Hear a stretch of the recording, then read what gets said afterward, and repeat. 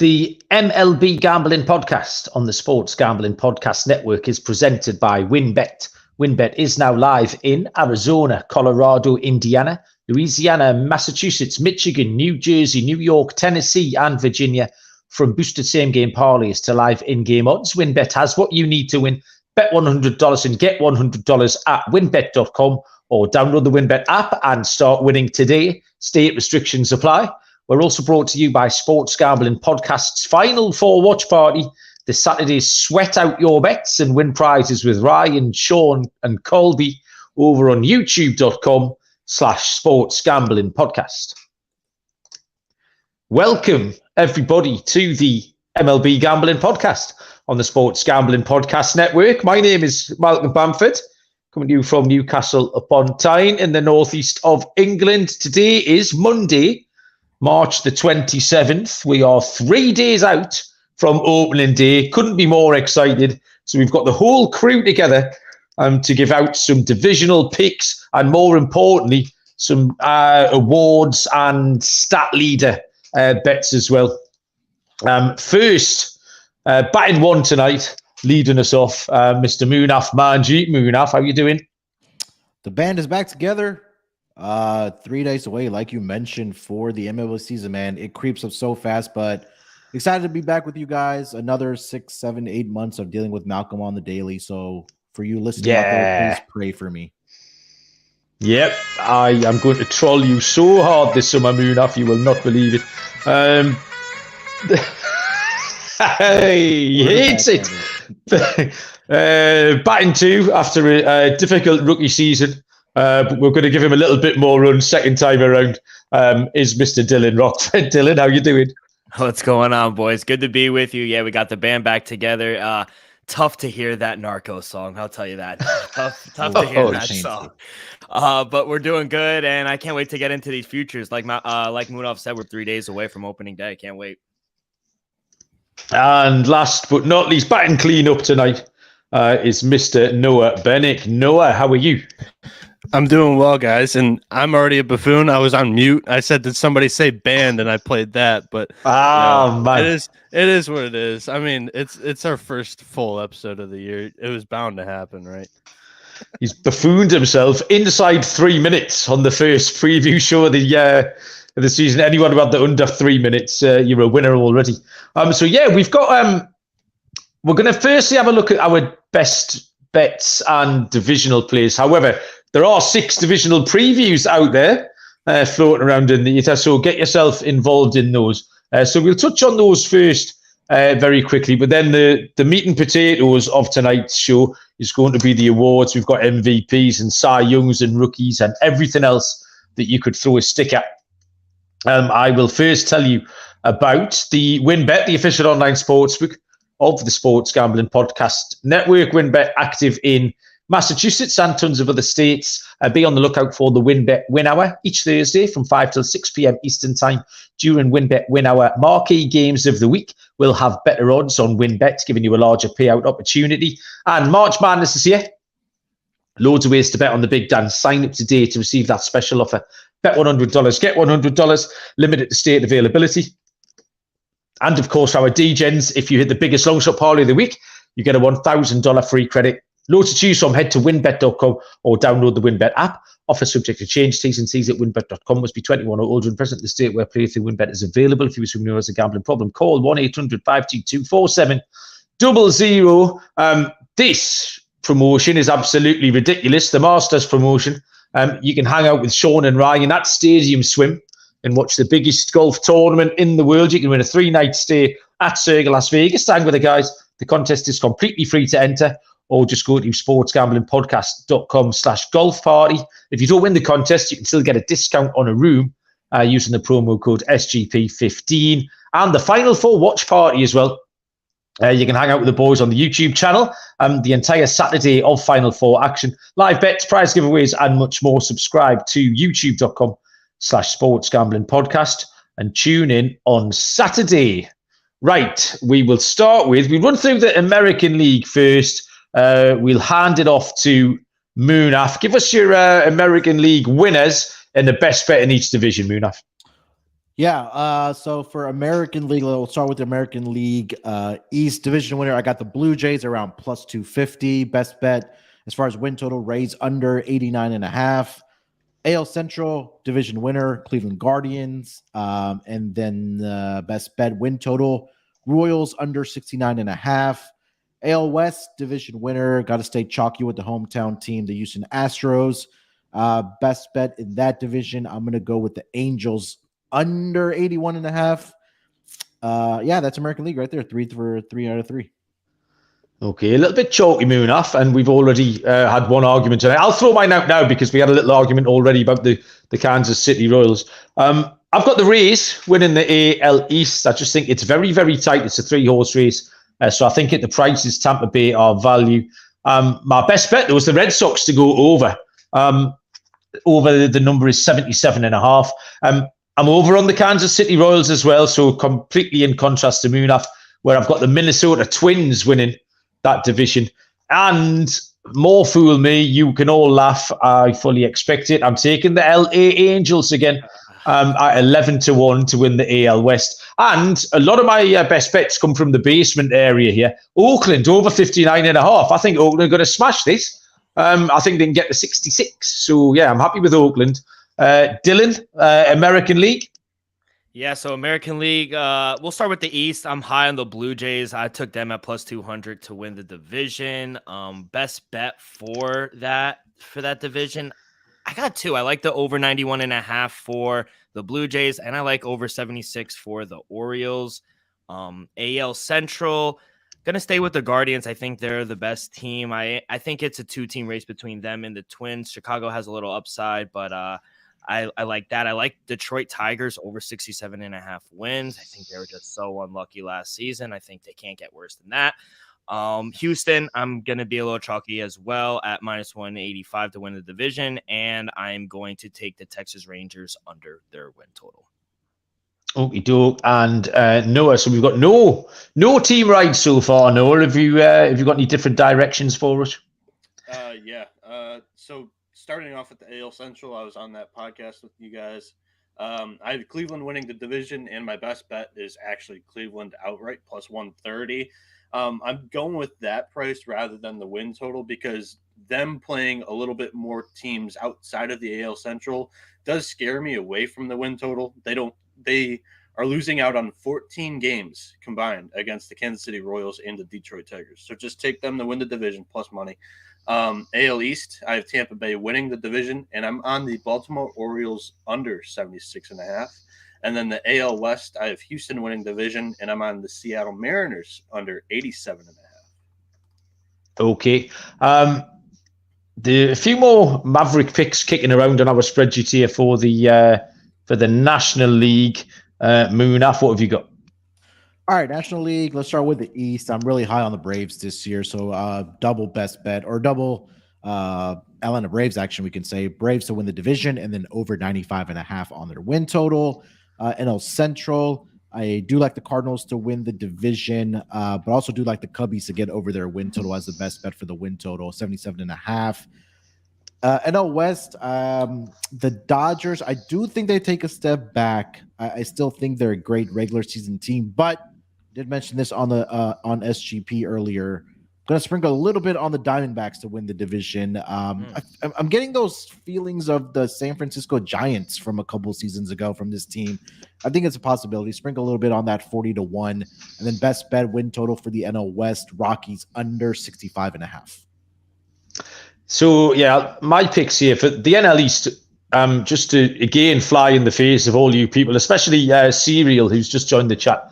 Who constantly accuses me of being a New York Mets fan. I'm taking the Atlanta Braves to win the NL East here. My best bet, however, comes down in the basement again. I take the Washington Nationals to get over 59.5. I think the Cards are a good thing in the NL Central. They're really quite hard to oppose. Again, it's the bottom team. It's Pittsburgh over 66.5. I know Noah will probably expand on Pittsburgh in a little minute, but I've got them going sort of about 73 games, Pittsburgh. And yeah, the Dodgers, bit of a down season. I think the Padres will win the division, but we've just talked with Sean and Ryan on the main show, Moonaf, and we were all over the D-backs. I live bet the D-backs on a show with Dylan, if you remember that, about 3 months ago. Was it Dylan or Noah? I can't remember, but I put some... I stuck some money on the D-backs to win the division at 40-1. But my best bet for Arizona here is Arizona to make the playoffs, which is a price of plus 475. They still can do that from third place, obviously, with the expanded playoffs. So yeah, I think Arizona are live in all sorts of markets, and they're going to be lots of fun to watch. Now, this would have been a team ride on Atlanta, but we have to introduce Dylan Rockford at this point. Dylan.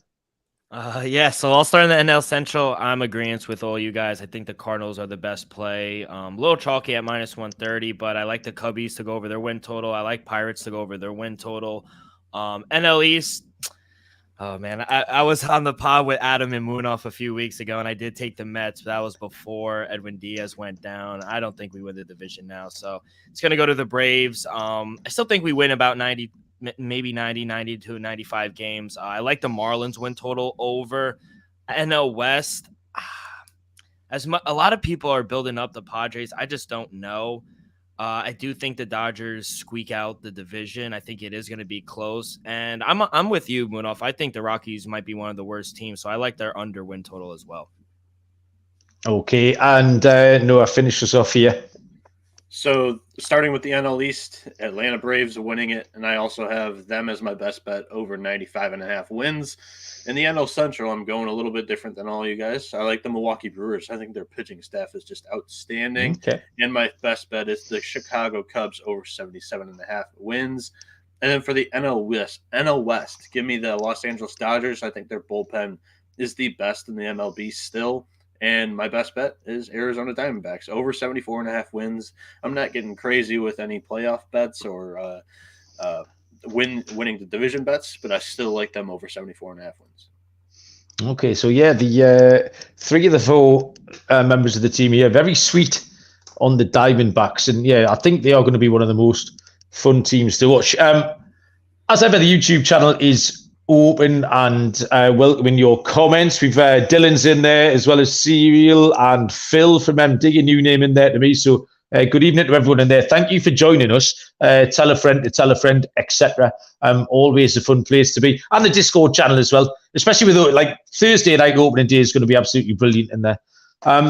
So yeah, we've briefly touched on the divisions, but we can get a little bit more into our handicaps of the various awards now. We've got 9 or 10 that some people have made picks in every category. Some of us have just made picks in 1 or 2. If you've got anything you want to shout out in the comments section, give us a shout and we'll discuss those picks as well. But we'll start off with MVP. I'll lead us off here. I've picked, there's a couple of categories because it's such a wide open market. And you get some big price ones. I picked 2 players in a couple of these categories. So my AL MVP, first one's quite chalky, and it's Mike Trout. I just think he's going to have a really, really big season. There was that huge scare last year with the back injury where people were talking about him maybe not even being able to play again. Or if he did, he'd be able to play 3 days a week or what have you. Well, that didn't come to fruition. And he's actually looked better than ever. He's looked healthier than ever. He was full of beans in the WBC, enjoying himself. Was having a good time as well as swinging the bat beautifully. So I think Mike Trout's just primed for a good season. And the second name I put in there was Bo Bichette. The way Bo Bichette finished last season was an MVP caliber sort of last 6 weeks of the season. So I think if Bo Bichette can crack on the way he did, he's very live at 50-1. I do think he's going to have a great season, and I wanted to find a market for him, and I was struggling with a lot of them, hits, RBIs, etc. But this one at 50-1 looks huge for me. The National League, I've got one pick here, and it's Ronald Acuna Jr. I think he's going 30-30. I think he's going to have a stellar season. I've already mentioned that I like Atlanta to go deep into the season. If they're going to do that, they're going to do it behind an MVP season off Ronald Acuna Jr. So those are my picks. We'll pass it across to Munaf. Yeah, American League, I'm going to go with Kyle Tucker, 25-1 for the Astros. Back-to-back seasons where he's hit at least 30 home runs, actually exactly 30 home runs. Had a 107 RBI season last year, 25 stolen bases. I think he can get into the realm of 30 plus stolen bases this year, and again repeat the production that he had over the last 2 seasons for the Astros. He's really gonna have to pick up the slack as well, right? Altuve is going to be out at least for 2 months. He should be a guy that's going to benefit from the defensive shift being banned now, being a left-handed batter. So I do like Kyle Tucker 25-1, Jose Ramirez 15-1 as well. Just one of the more consistent guys in the entire MLB. Guy that can bat from the left side of the plate, right side of the plate as well. Should be up there in RBIs. Another guy that can get 30 home runs as well at minimum for that Cleveland Guardians team. Those two I do like in the American League. National League, I'm gonna stick with my guy. I've been a fan of him since he was came up with the Nationals. Trey Turner, man, just a 5-star player, 5-tool player. The guy can hit for average. We saw he had a great World Baseball Classic. I think that translates into the season for the Phillies. Won't be surprised if he leads in hits and runs scored, even stolen bases. It's just a pleasure to watch. Hopefully he can stay healthy for this Phillies team, but at that top of the lineup, he's going to be a force to be reckoned with, especially with the Phillies in the National League. So plus 850 Trey Turner for me in the National League. No MVP picks from Dylan, so we go straight on to Noah. What have you got? Yeah, I'm sorry, boys, but unless somebody does something historic, like break a home run record or being just in the storylines like every day, AL MVP belongs to Shohei Ohtani, in my opinion. Plus 190, being a superstar pitcher every 6 days and in the top 5 in the AL hitters for home runs is going to get you the AL MVP unless Aaron Judge hits 63 in a season. I really do think that plus money on Shohei Ohtani is definitely worth it. And then for my longer shot, it comes in the NL side. I'm taking Pete Alonso 15-1. I like my Florida Gator to win it this year because he is the key cog in this Mets offense. All of the other guys at the top of this market have sidekicks on their offense and could potentially divert some of the attention from the guy that you want to pick.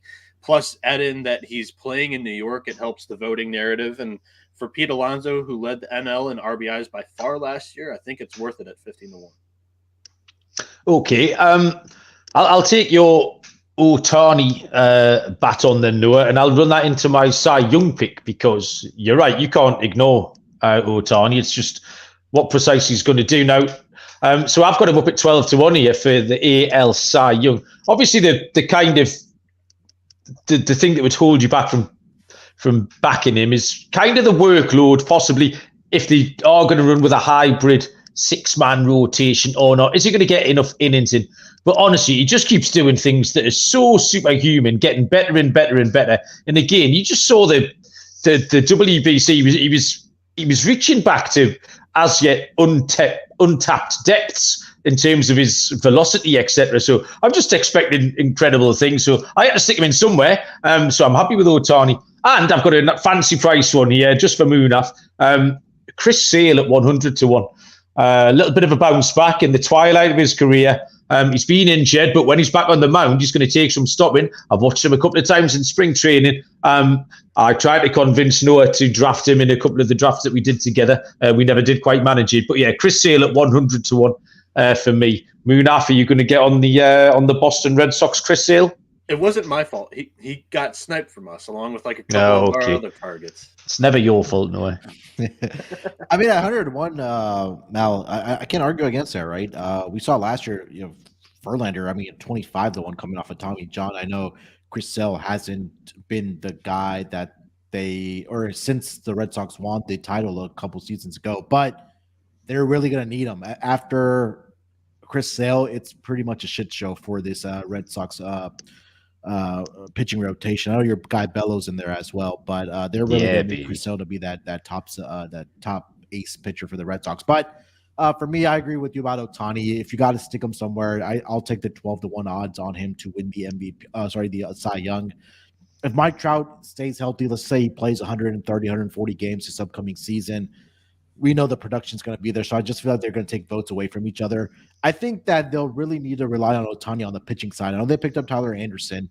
They do have Patrick Sandoval, Jose Suarez in that pitching rotation. But you kind of just look at the numbers of what Ohtani's done pitching-wise over the last 2 seasons. It's really been incredible to see. He pitched 166 innings last year, 15-9, 2.33 ERA. If he can bump up the wins a little more and couple maybe like 9-10 more innings, I think he could be in that conversation for Cy Young. Finished fourth last year in the Cy Young voting as well. Another guy I do like for Cy Young is going to be Christian Javier for the Astros. With the departure of Justin Verlander, Framber Valdez, and Christian Javier are going to be number 1 and number 2. But Javier's been that guy for the Astros over the last couple seasons where he's kind of been a hybrid role. He's been starting a few games where they need him to, or really coming out of the bullpen, but now he's going to be a full-time starter for this Astros rotation. We know the strikeout numbers for him, that he has an offense to support the runs that he'll need. I think that I think it was at 15-1 for him to win Cy Young. I really do like that as well. And then for the National League, Julio Urias, 20-1. He's going to be the frontline pitcher now for the Dodgers. No Walker Buehler for probably the entire year. I think Clayton Kershaw will still be that guy, but he's a year older.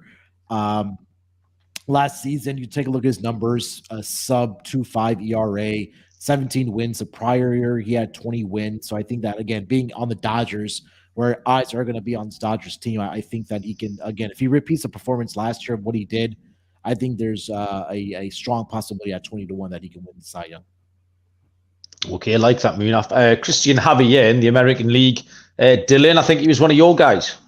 Yes, sir. So I got 2 for the American League. I got Kevin Gausman at 15-1. I'm high on the Blue Jays team this year. Like I said, I like their win total over. But Gausman, he came into the season expressing how disappointed in the way he pitched last season. I know it's only spring training, but he didn't give up a run in spring training. He has a great splitter that it's very hard to hit. I think the Blue Jays will win a lot of games this season. And I know Alex Manoah, he's kind of the guy who gets most of the attention in headlines, but I feel like Gausman, he's a steadier guy. You kind of know what you're going to get from him night in and night out. So 15-1, I like him for a bounce back year. American Cy Young, I also like Christian Javier. I got him at 21-1. Another guy I'm high on, he only pitched 146 innings last year with the Astros, and Munaf said it perfectly. Sometimes you see him in the pen, sometimes you see him in the starting. So I don't know why Houston really doesn't love the guy, but I think me and Munaf really do. I think he had 194 strikeouts in those 146 innings, second in the league in strikeout rate. And if I could go right into it, Malcolm, I like Christian Javier to be the strikeout leader as well at 27-1. Verlander's gone, and I think the Astros are going to ask more out of him, and I just really love his stuff. And I also like Dylan Cease at 10-1 to be another strikeout leader. A little shorter odds than Christian Javier, but, Cease, he ended 2022, racked up the 5th most strikeouts, 227. He's only 27, and I think he takes another step forward with this White Sox. He ended last year 91 percentile in whiff rate, 88 percentile in strikeout rate, 11.1 Ks through 9 innings. That was 4th in the MLB. So he's always a threat to go in deep in games, worked at least 7 complete 6-inning games 7 times last season. So as long as he avoids any setbacks, I think he has a good chance to end the year as the strikeout king. So those are 4 plays. My bad. That's okay. You're very welcome to crack on with that. Noah, I think you make it a 3rd vote for Christian Javier. Yeah, last year I fell in love with Michael Kopech, a 2-pitch pitcher who developed a 3rd in the offseason to add to a dominant fastball. Kopech was outstanding until about May when he suffered an injury on Sunday Night Baseball, but I think I was in the right headspace with the pick, and this year I went similar with a guy who's a little bit more proven. It's Christian Javier at 18-1. I found him. Last year Javier broke out, but he was still that reliever starter like both Munaf and Dylan were talking about. And to cut this one short, because they've already talked about him enough, it's the Justin Verlander leaving that narrative, Javier stepping in and being dominant if he can be dominant. I think that's a great narrative for voters to vote him AL Cy Young. And then for the NL side, I'm high on this Milwaukee Brewers team, and I'm taking both of their studs, Corbin Burns plus 550 and Brandon Woodruff 19-1. I think both of these guys will be the reason why Milwaukee wins the NL Central this year. Therefore, I think they both have a very good chance of taking home the Cy Young. Woodruff, when healthy, I think he has the more dominant repertoire, and I think he's been underpriced in this market in general because he didn't pitch much last year. He had that injury, and we all know how nasty Corbin Burns is with the cutter-sinker combo. So, yeah, give me those 2 guys. I think, I mean, we're talking strikeout leader too. My strikeout leader is Corbin Burns, and I think the main reason why I have him over a guy like Javier, I like Javier, but I don't know if he's going to get the innings. Last year he had pitched 161 innings off the top of my head, and it was by far the most he's ever pitched in his career. Burns has done it time and time again. I'd rather just take the 9-1 on Burns to lead the league in strikeouts. Okay, so yeah, a lot of people's strikeout leader is following their Cy Young pick. Munaf had Christian Javier as his strikeout leader as well, the same as Dylan. I forgot to give out my National League Cy Young. So 2 in here because one of them is my strikeout leader, following the same pattern, and that's Spencer Strider at 11-1 and 12-1 to lead in strikeouts. I just think the amount of Ks per 9 he racks up, if he can add on not many more innings, if he can add on 25 or 30 more innings, which in his second season, I don't see why not. He looks like a big, strong boy. He's been pitching really well in spring training behind a very good Atlanta Braves team as well.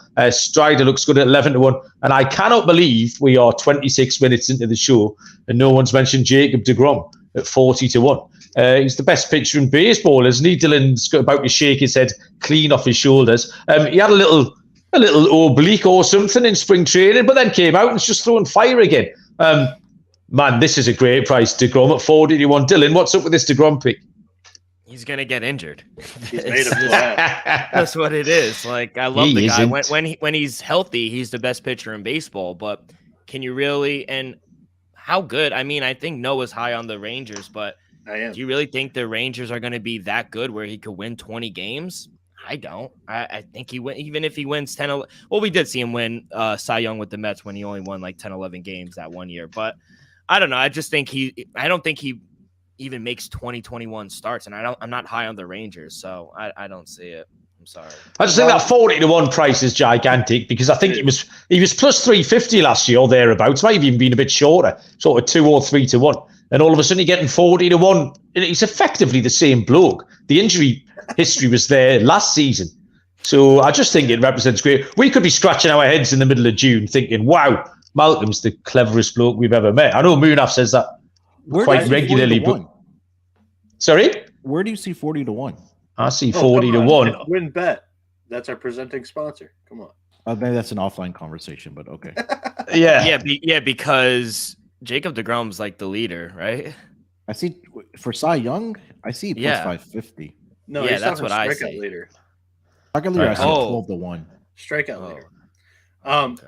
While Dylan mentioned it, I am high on the Rangers. I like their pitching staff a ton, but a lot of them have injury concerns that I just can't put my money on in the preseason. I really, honestly, I love throwing out picks here left and right, and how many of them I actually take, there's not many, because for me, sprinkling on a load of shit in the preseason can go wrong in many ways, and one of them is injuries. And with that Rangers pitching staff, it's got injury trouble written all over it, I think.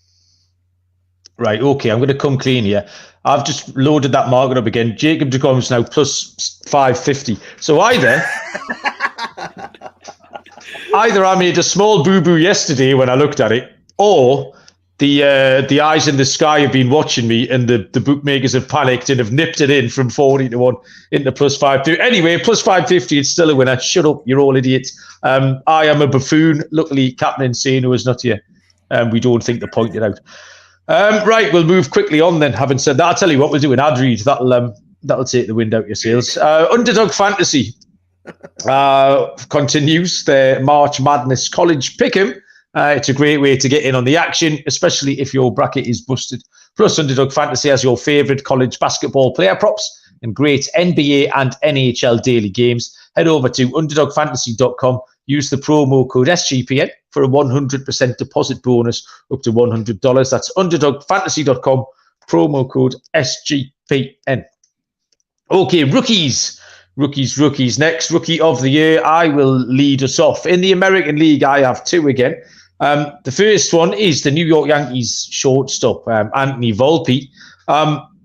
Only was confirmed as breaking camp yesterday. I think they announced that news, and that really is what you need for the rookie of the year is opportunity. And Volpe is going to get this. And I think now they're just going to let him run.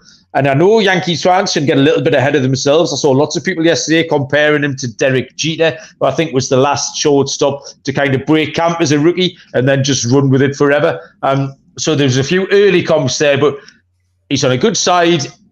Dylan can tell us a little bit more about him, maybe. I think he's from round the corner from Dylan. And the second player is Josh Young. Josh Young, who we going with, on the Texas Rangers. 14-1 shot. Again, opportunity. Was supposed to do okay last year. He was niggled a little bit with injuries. But I like those two. And then in the National League, I've gone right up to a fancy price.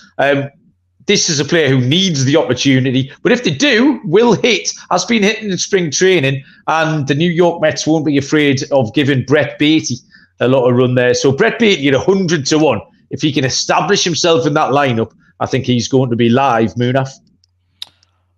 Yeah, I have to find a way to work in a Red Sox player somewhere. So I took their Japanese off-season signing, Masataka Yoshida, to win Rookie of the Year around 5-1. I know those odds have really plummeted this late or this close to the season, I should say. But I mean, you take a look at what this guy did in Japan.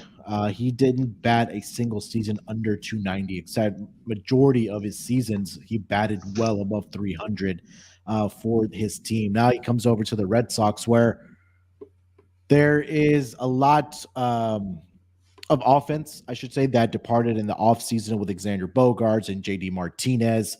It seems like that Alex Cora has him slated to bat cleanup for this team. So I do like it at 5-1. He should be able to hit for average, hit for power, and also rack up the RBIs as well. So I took him at 5-1, and that went a little chalky in the National League. Corbin Carroll at 4-1. He should be in that leadoff spot for the Diamondbacks.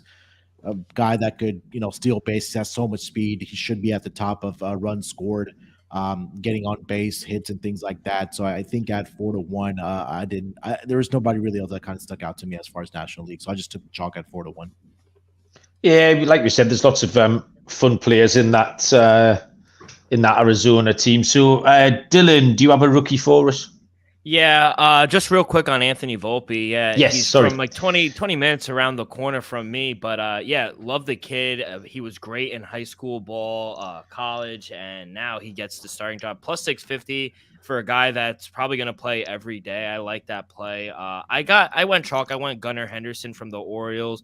He's a guy that got called up last year. I think he deserves to be the favorite. I think he's going to be an everyday player. They moved on from Trey Mancini last year. And, I think he's going to benefit from not having to play the division as much as they're used to. The Yankees, Blue Jays, Rays. It's just a loaded division. So I think they'll be a little better, and I think Gunnar Henderson has some value. And as for the National League, nothing that I really stuck out to me. I like Kodai Senga from the Mets at plus 800. I think he could win 15, 20 games, but it's hard to give it to a pitcher. Maybe Jordan Walker. He made the opening day roster as well for the Cardinals. I think he's going to be a stud as well. So those would be my two plays for the National League. Noah, this is in your wheelhouse. You're our top rookie guy. So what did you find for us? Yeah, so I had Josh Young written down for AL Rookie of the Year, but I'm like, I'm only going to stick to one long shot, and I'm considering 10 or higher, 10-1 or higher as a long shot. I've got to go with a brand play. I'm using the same narrative as I did with Javier. Justin Verlander leaves, and now a kid from my area. We talked about Volpe being 20 minutes away from Dylan. A kid from my area, Metro Detroit, Wayne State University grad, steps in. He's modeled himself basically completely after a Justin Verlander prototype. And he's got the same repertoire, same mantra, same way he carries himself about him doing his business. And, it really is quite cool to see him do him on the big stage. And it looks like the side-by-side looks like Justin Verlander. I think that's your narrative. If he takes off, 13-1 is definitely live here. This is the play I like a little bit more, though, in the National League. I'm going down the list. And at 30-1, Malcolm's talking about opportunity. That's all you need to win the Rookie of the Year. Garrett Mitchell, 30-1. He's on the Milwaukee Brewers. He's a 5-2 player getting an opportunity in this opening day lineup. He's going to play in center field. I mean, this lineup, it's not going to be a top 5 lineup in the league for sure. If this kid breaks out, 30-1 is just too much value for an everyday starter who's going to hit for average, hit for bombs, and swipe bags. So I love Garrett Mitchell, 30-1. Okay, yeah. Mitchell's got a lot of fantasy traction as a sleeper. Probably not much of a sleeper anymore because his name's well and truly out there now. We will move on to the saves leader. I have taken Josh Hader at plus 750. I think the Padres are going to go well this season. They've got the Dodgers have opened the door for the Padres. Let's see if they can step through it or not. But I think Josh Hader settled down a little bit. Certainly towards the back end of his stint. He was a little bit wobbly when he first got there, but he's settled down and he's going to get games to save. And at a bigger price, Hader's old teammate, Devin Williams, back on the Brewers. They're going to play a lot of tight games. There's going to be games to save for him. He's the undisputed closer in that bullpen. There's no committee there or anything. So Hader plus 750 and Williams at 16-1 for me for the saves. Munaf? Yeah, agreement with you on Josh Hader. You take a look, or I think over the past 3 to 4 seasons in the MLB, it's really been a San Diego Padres closer that's really been at the top. If you even go back to Kirby Yates when he led the league in saves, and then you had Josh Hader, who's been consistent as well. I think you're right, Malcolm, that I know he was in a little bit of trying to find his legs when he got to San Diego. I know he was dealing with some stuff, I think in his personal life as well when he got there, but he found his form again for this Padres team. I think they can carry that into this year. Again, we're expecting the Padres to win from 85 to 90 to 92 wins. So the saves are going to be there. Agree with you about Josh Hader. Also throw in Liam Hendricks. He's just been so consistent for the White Sox and for the Oakland A's. He's always at the top as far as saves leader. I think he finished 3rd last year, if I'm not mistaken. I remember having him for saves leader last year. So those are 2 guys that I'm going to go with. Is Hendricks going to be good to go opening day? That's something I will look up. I thought he was going to be kind of mid-season, maybe. He's got this little cancer thing going on, hasn't he? Yeah, non-Hodgkin's lymphoma. So for me, I grabbed him in the late rounds of our fantasy baseball dynasty draft, in the 23rd round. I thought it was an absolute steal because he is going to get plenty of opportunity, and he's been a very consistent closer. But I don't know if he's going to start the year until June-ish. Yeah, I'm trying to look it up right now. Dylan, Josh Hader, what say you so far? Yeah, Josh Hader, plus 800. I took, for someone we're accustomed to being kind of automatic, it was strange seeing him being traded last season. And, he blew 4 saves last season. He career high 5.22 ERA, 1.28 ERA.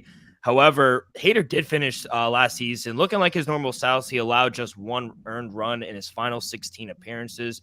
So, I'm expecting another dominant performance in 2023. He ended last year in the 98th percentile in strikeout rate, 97th percentile whiff rate. So as long as he has his command, leading the leagues I think he has a really good shot at leading in saves. Another guy I like is Emmanuel Clase. I think he has one of the most filthiest stuff in the majors as well.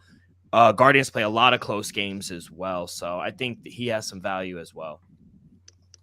So Noah, so far everyone's a little bit chalky. It's Hader or Clase. Is it one of those 2 for you? Yeah, it's Clase, and that's my only guy. I think Dylan really just stole my analysis right at the end there. The Guardians play a ton of close games, and he gets plenty of opportunities to get saves. Last year, he was really good in that department as well. And this year, there's a reason why he's the number 1 favorite. Chalk, it's plus 600. I'll take it.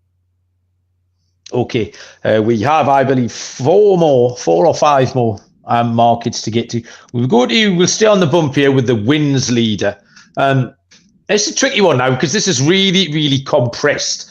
You kind of got the top guys projected round about 14 wins, and then you can go way, way, way down the board and the projected sort of 10 or 11. So it won't take much to move the needle here. The 2 I came up with were Framber Valdez at 16-1. I think it's just great value. He's projected similar to a lot of the top boys, but he's double the price.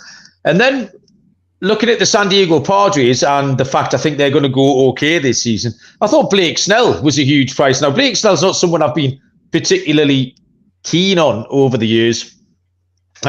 He's a bit of a nibbler, isn't he? But I think given a full season and a full season behind this Padres lineup, I think he's just going to pick up wins. So if he can get some momentum going, 50-1 about Blake Snell is a big price for me in the wins market. Moonaf, do you have any wins picks?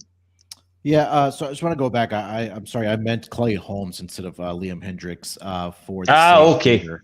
25-1 for the Yankees.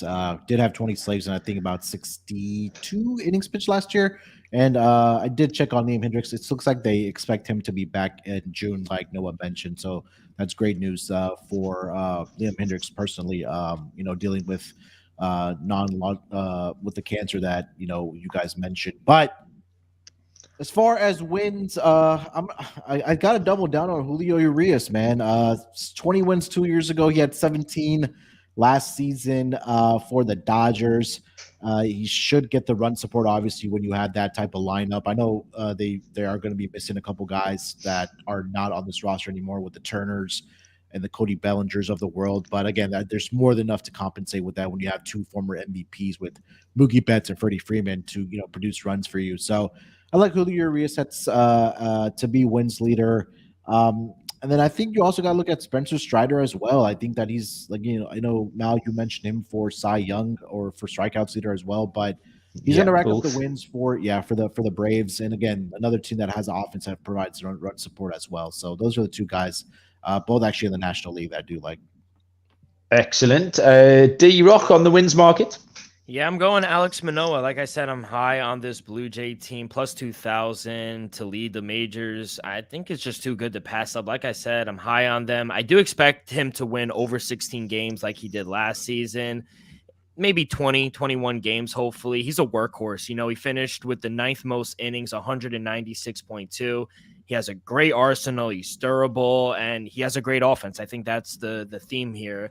We have to choose someone who has a great offense to back him up. Blue Jays have a great lineup. They have a steady bullpen backing him up as well. So the kid coming out of West Virginia, I think he could lead the league in wins. So at plus 2,000, I think that's a good bet. Noah, there's a lot of your picks coming out these central divisions here. I think we've got another one. Yeah, I mean, I think no, not central for me. For wins leader, I'm going. Oh, not this one. I'm going with Max Fried. I think he's a little bit more consistent, and he's done it, and he's been proven for longer than Spencer Strider.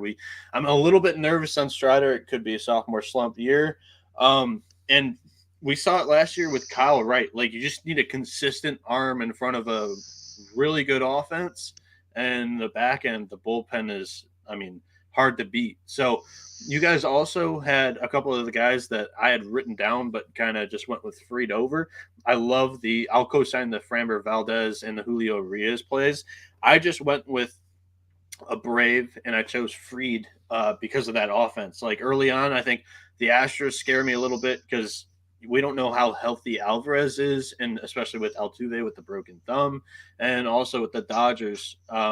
That offense isn't as scary as it used to be. So I like the Braves ace here in Max Fried. Okay. We will rattle through we'll take hits and RBIs together. Kind of related markets here. For the hits, I've got one short, one big. I said I wanted Bo Bichette in some markets, and hits was the one for Bo Bichette for me. He's at a price of 10-1. But I've also written down Corey Seager here. I think Texas are going to do okay. Everything in Texas should just be a little bit more settled, and I think Seager's going to have a decent season, and he's live at 50-1. And in the RBI market, again, I was looking for players who are sort of projected similar totals but seem overpriced, and Manny Machado is overpriced. Going back to the Padres as well again, 25-1 Manny Machado on the RBI list, and if the Padres can put it together, Machado is going to be at the center of that. So they would be my picks. Dylan, hits and RBIs? Yeah, we'll start with the hits. I'll gladly take 13-1 on last season's hit leader, Freddie Freeman. He had 199 hits last season. He has a great approach. I think one of the best in the game. He always goes for that left center gap. He's a doubles machine. He ended with the league bets last year, 47 doubles. And, Trey Turner, he is the favorite at plus 600. he had the second most hits last season, and now he's going to a hitter-friendly ballpark like Citizens Bank Park. So I see why it's 6-1, but I'll put my money on Dodgers first baseman. I think he'll rack up more, especially now he doesn't have to worry about the shift. So I like Freddie Freeman at 13-1 for hits leader. And RBI, I really didn't want to back a Brave here, but I'm avoiding Aaron Judge and what I think he'll take a small step back after last season. But I'm going to go Austin Riley, 12-1. After last season, he had 38 home runs. He drove in 21, 21st most RBIs with 93. And I just expect him to build off. He saw career best in barrel rate, exit velocity, hard hit rate, whiff rate, at his own swing rate. He was a bit unfortunate. 21 of his 38 home runs were solo shots in a loaded Braves lineup. So I think he gets a little better fortune with some 2-run, 3-run shots this year. So I think he's going to see a good deal at bats with runners in scoring position. So someone who sat in the 98th percentile in slugging last year, I think he's going to take advantage of those situations. So Austin Riley, RBI leader, 12-1, and Freddie Freeman, hit leader, 13-1. Okay, love both of those. Solid arguments, Dylan. Munaf, what have you got? Yeah, I have the same two guys as you for hit leader, Bo Bichette and Corey Seager. I think Corey Seager is really going to benefit from the new rules, obviously, with the defensive shift being banned. He was the one guy, or he was, at the top of the list of most hits taken away due to the shift.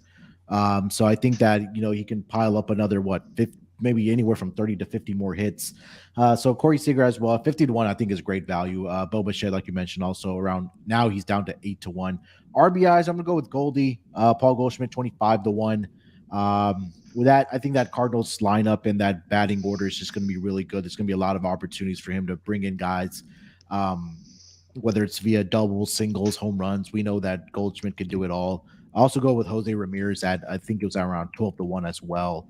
The guy's just a hit machine. He produces RBIs. Last season, he had, I believe, 115 or 125, 126 last year for Jose Ramirez. So I'll go with those two guys for RBIs. Okay, Noah, wrap up the hits and RBIs markets for us. Yeah, I'm going chalk in both of them. Starting off with the hits, I'm going with Freddie Freeman. He's been at the top of this category in the last 4 years. Or near the top, not really in the leader last year for sure. I know that. But Freddie Freeman, with the loss of Trey Turner, is really going to have to step up for the Dodgers in this order. And in doing that, I think he's going to rack up the same amount of hits as he usually does. And that's going to put him right in the top of the race here. And then for the RBIs, give me Vladimir Guerrero Jr. I think that lineup, I'm not nervous about the lineup. I'm a little bit more nervous about the pitching than the lineup. So I think plenty of people will get on base for him.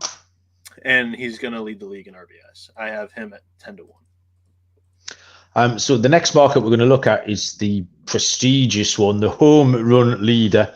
And following on from Noah's pick there, a lot of those RBIs, Noah, are going to come from Vladdy home runs, because Vlad is my pick for the home run market. 12-1, a little bit of regression from Judge maybe, who's a clear favourite. But yeah, give me Vladdy. He's due.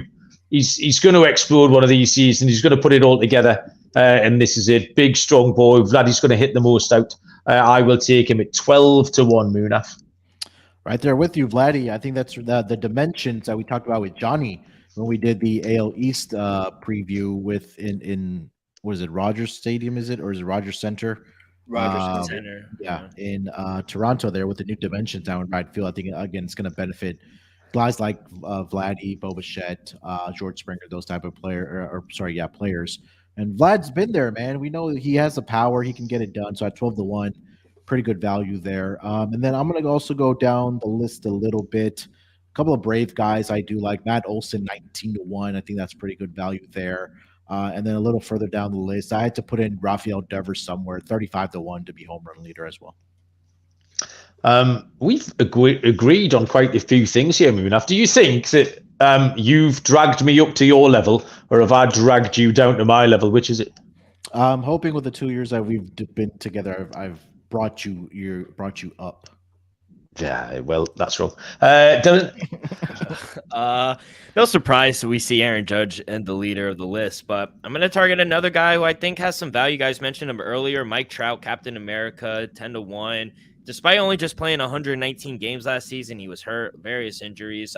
He still found a way to hit 40 home runs, marking the third fewest games when someone hit at least 40 home runs. So I think if Trout can avoid missing chunks of time during the regular season, I think he has a real shot at leading the league in home runs. So 10-1, I'm going with Mike Trout here. And Noah. So I hinted at this earlier with my MVP play. Shohei Ohtani, I actually like him at the plate a little bit more than on the mound.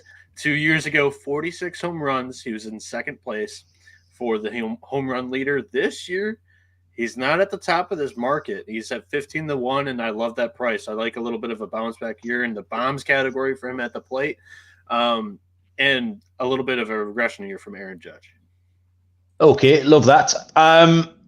Stolen bases. This is going to be fun and a little bit of a trip into the unknown because we've got the new bases, we've got the new pickoff rules, etc. So it's going to be like the Oklahoma land rush out there. I'm high on Ronald Acuna. I said he could have a 30-30 season. And if he can get 30 plus stolen bases, which I think he's very capable of, he could get 40. I think Acuna's great value. Plus 550, not a very imaginative pick, but I just think he's going to take the park and break off and go for it this year. Munaf, stolen bases. I think me and Noah have the same guy here, and I can't believe he's not the favorite. What? John Berti. If you look at what this guy did last year, 102 games that he played in, 41 stolen bases. The next guy on the list, Jorge Mateo on the Baltimore Orioles, played 150 games, and he had 35 stolen bases. Definitely shop around because there are some conflicting numbers out there, but, I mean, I am going to put a little bit more than I should on this number. Obviously, we talk about injuries and things like that, but for this guy to get 41 stolen bases in 102 games that he played last year and led the league, I'm definitely going to be sprinkling on this for sure more than usual. So that was my one pick here for the Miami Marlins, John Berti. Retweet. Yeah, John Rudolph just said it's not a sexy name at all in John Berti, but I mean, he only played 102 games and he led the league last year. I like him to do it again. I just don't think he's going to play. Unfortunately, he was what he did last year was historic. He was setting historic pieces. I think, but Miami have improved a little bit, and they've added some players, and I just don't think he's going to get enough games. But yeah, it doesn't take much, one injury or two to someone else, and all of a sudden he gets himself into an everyday role. So yeah, I'm certainly not going to put you off it. I mean, we've seen how healthy Jazz Chisholm can stay, right? I mean, that's an infield spot that opens up. It seems like every year that he's been in the league, or this actual lineup for Miami is just a little bit out there. Like you have Joey Wendell at first base. That I mean, you can slide over Luis Arias there, and then that opens up the second base position. Jazz Chisholm's in the outfield. That's where Berti could go. There's quite a few spots that he's not going to be like an everyday starter, but he played 102 games last year. We're not asking him to start every game. Just get us 40 bags, Yeah, fair enough. Don't you dare disparage Team GB's Jazz Chisholm, though. That's sacrilegious on this show. Wait, yes, this year? He would have done. Yeah, he was there in spirit, like all of us. We were all out there. Stolen base leader, Dylan. It's all right, Malcolm. I'm on your side. I took Ronald Acuna Jr. too, plus there 500. You guys mentioned John Berti. Incredible season, 41 bags in 102 games, plus 2,000. I don't know what you, Munaf and Noah got at it. I saw plus 2,000, but I'm going to roll chalk plus 500. Despite returning from an AC injury that cost him, the back half of 2021, he sold 29 bags. That was 7th in the MLB in 119 games. And Acuna is coming off one of the highest on-base percentage, top 10 in base stealers. And assuming he could play 140, 150 games while being another year removed from the ACL, I think we could see like 35, 40 bag season from him as well. I think it's definitely attainable. Plus, he was in the 88th percentile in sprint speed last year, 95th in expected weight on base average. So I think he's going to have ample opportunities to steal a lot of bags. I understand why you guys are going with Berti, but I'm gonna side with Mal, man. Just another shout out is just the team, the Baltimore Orioles. They're the most aggressive on the base paths, especially last year. You had the two guys up at the top of the leaderboard, and Jorge Mateo and Cedric Mullins. Mullins is going to get on base more than Mateo, but Mateo is more aggressive on the base paths. But in general, the Orioles, they have the green light whenever they want, and that's a good team to back. If you find like somebody deeper down that still has some speed and you do a little bit of extra research and you like that number, go ahead and take an Oriole because they are aggressive. Second and third last year between those two guys. Mm-hmm. I would say something about the D-backs as well. Corbin Carroll, maybe Alec Thomas and other names in there as well. The final market we're going to touch on, I couldn't find a market for this over here, so it's a blank for me. But we're looking at a runs leader, Munaf, so I can't find one. So you would have picked the same as me anyway. So what have we got? Trey Turner, 12-1. Nice. Again, the guys, he's we already talked about it when I talked about it for MVP. Not going to regurgitate everything, but with the guys behind him, with Kyle Schwarber there, eventually when they get Bryce Harper back, the guys he's going to score runs, and we've seen him do it all throughout his career. So 12-1, I think that was pretty good value for Trey Turner for a runs leader. Dylan, did you have a runs man? Yeah, I had Juan Soto plus 800. He really didn't live up to the hype after getting traded to the Padres at the deadline. But, he's too good of a hitter not to bounce back in a big way. He only hit 236. He struck out 34 times in 52 games with the Padres. But, I think he'll be more consistent this year. He ended last season with the 6th highest on-base percentage. And with RBI machines, like you guys mentioned, Manny Machado, they signed Xander Bogaerts, likely hitting behind him. I think Soto could very well lead the league in runs scored. San Diego, they're projected. You guys are high on them this season. So, there's many alternatives to betting on this team. So in my way of betting on the Padres this year, I think Juan Soto at plus 800 as the run leader. Yeah, finding things involving Padres was something I definitely looked for. Noah, Juan Soto? Yeah, for me, I was trying to fit Juan Soto more into some of these categories, but he's just so chalky everywhere else. And runs leader, he's going to be batting. Roster Resource has him listed second on Fangraphs, behind Xander Bogaerts, but also in front of a couple of other RBI bats. And it's a contract year for Juan Soto, and that's why I like it most. And I think he does have a really good bounce back year because the guy wants to get paid. Okay. Right, that's the end of the player markets. I'm going to ask you boys to give me one more pick here, and the pick I'm going to ask you is a World Series prediction. Who's going to win, and who are they going to beat? Munaf, you can lead us off.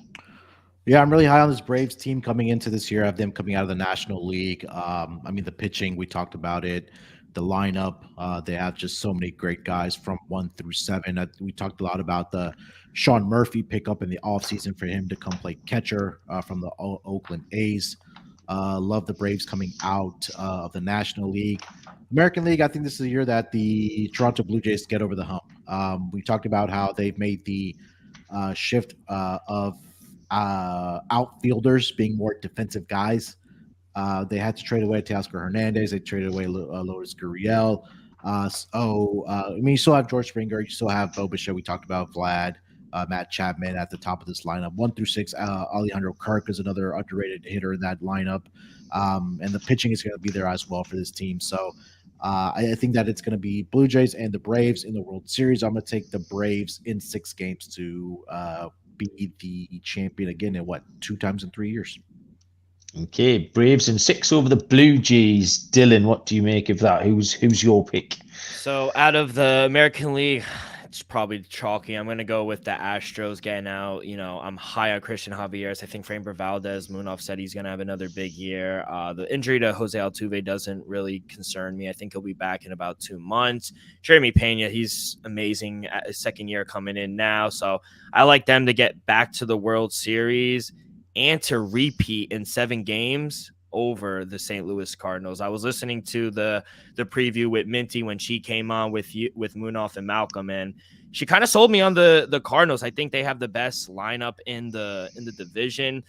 Noah's right. I think the Brewers do have the best rotation, but hitting wise, I just think the Cardinals are just far above a lot of teams. And I think they get past the Dodgers. I think the Mets are going to have a down year, and they just have to get through the Braves, I think. So Cardinals, they get to the World Series, but they lose in 7 back-to-back champions for the Astros.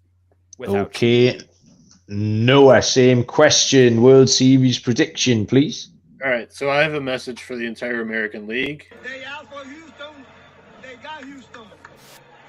Hey, he squeezed it in. Until they knock off the Astros, you got to take the Astros to win the American League. But I'm going to go away from them to win it all. I have the Braves winning it all. I think this is a complete team. I think overall the lineup does have a little bit more holes than normal with the Atlanta Braves, with shortstop position and a couple of outfield spots. But overall, this team with the good young lineup, a good young starting pitching rotation, and a great bullpen, give me the Braves to win it all over the Astros. It's a little chalk, but that's where I'm at this year.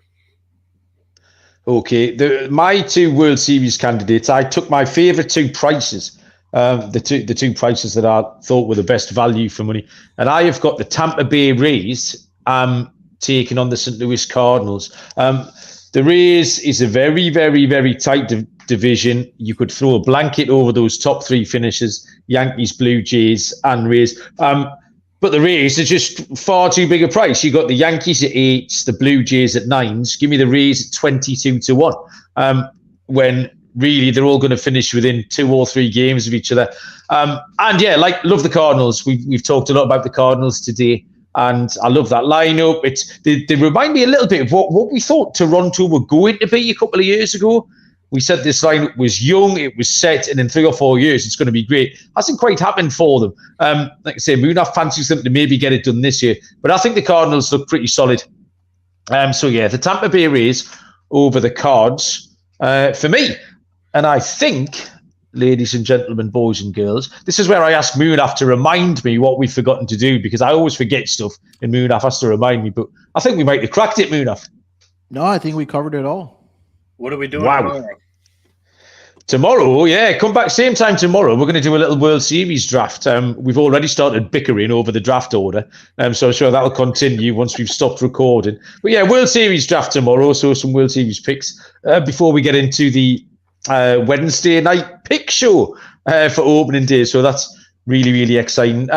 Thank you everyone who's joined in the YouTube chat. Dylan and Serial.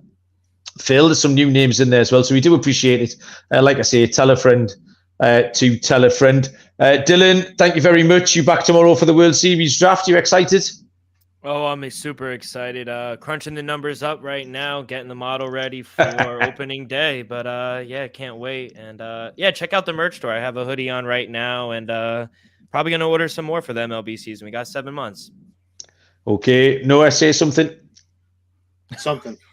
And Munaf, anything before we go? No, I think we covered everything. Again, just we're a couple days away from the season, so if you haven't already, subscribe to the YouTube channel on the MLB Gambling Podcast. Follow the Twitter account at MLB and SGP or something like that. Noah knows better. But again, now is time as if ever to tune into the MLB Gambling Podcast. Yeah, Twitter page, MLB SGPN. Go give us a follow. We'll be posting some highlights throughout the year.